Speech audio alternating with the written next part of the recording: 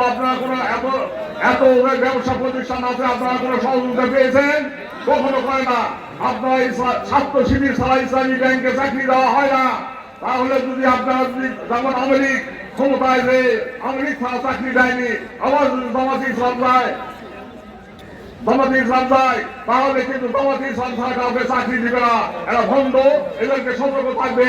এবং আপনাদের বলতে চাই যে 12 তারিখে যে নির্বাচন আছে, সেই নির্বাচনে আপনারা স্বতঃস্ফূর্তভাবে তারেক রহমানের উপর বিশ্বাস রেখে বিএনপি সরকার যে আস্থা দেয়, আপনারা কাকে দিবেন? তাই জামাত সম্পর্কে দু একটি কথা বলে আমি এখানে বিদায় নেব। আপনারা জানেন সয়াবিন তেল ছিলেন না, সয়াবিন তেল সরষের সাথে খায়, পাম অয়েলের সাথে খায়, ঘিয়ের সাথে খায়, বাটার অয়েলের সাথে খায়, সব সাথে খায়। তেমনি জামাতে ইসলাম বাংলাদেশের এমন কোন দল নাই তার সাথে ওরা ছিল না। এর সাথেও ছিল, এর সাথেও ছিল জিয়াউর রহমানের সাথে ছিল, এর সাথেও ছিল খালেদা জিয়ার সাথেও ছিল, শেখ হাসিনার সাথে ছিল। এখন আবার এই সময় এসে আবার তারা নিজেরাই আসছে, এই স্বাধীনতা চক্র আবার ক্ষমতা দেখার স্বপ্ন দেখতেছে। তাই এদেরকে বলে যায়, যখন এরা হিন্দুদের মন্দিরে যায় তখন খ্রিস্টান থাকে, মানে পরিপূর্ণ খ্রিস্টান। যখন মসজিদে যায় মনে হয় এদেশে বড় আলেম আর বাংলাদেশে নাই। তাই এই আলেমদের, এই ভণ্ড আলেমদের সম্পর্কে দুই একটি কথা বলে আমি শেষ করব। বন্ধুগণ, আপনারা তো জানেন এরা ধর্মের নামে ব্যবসা করছে।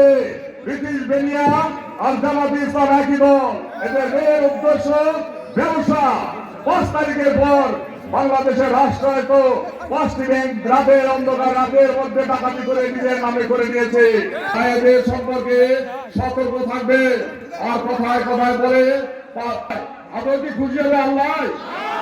আমরা যদি সৎ কাজ করি, বিচার করে আমাদের বিচারের মাধ্যমে আমাদের পুরস্কৃত করবে। ওরা কিভাবে বলে, যদি ধানে পাল্লায় ভোট দিলে বেহেশতের টিকিট পাওয়া যাবে, বেহেশতের টিকিট দেওয়ার মালিককে ওরা কিভাবে বেহেশতের টিকিট দেয়? এটা বেহেশতের টিকিট বিক্রি করা মানে সরাসরি আল্লাহর সাথে শিরক করা। 11 বছরে বা পৃথিবীর মাটিতে চেষ্টা করেছে একটি কথার জন্য, কিন্তু সে শয়তান হয়েছে এবং সাক্ষাৎ একটি শয়তান। শয়তানেরও কিন্তু দাড়ি টুপি ছিল এবং ফেরেশতাদের সর্দার ছিল। কে ছিল? শয়তান ছিল। কিন্তু তার নাম ছিল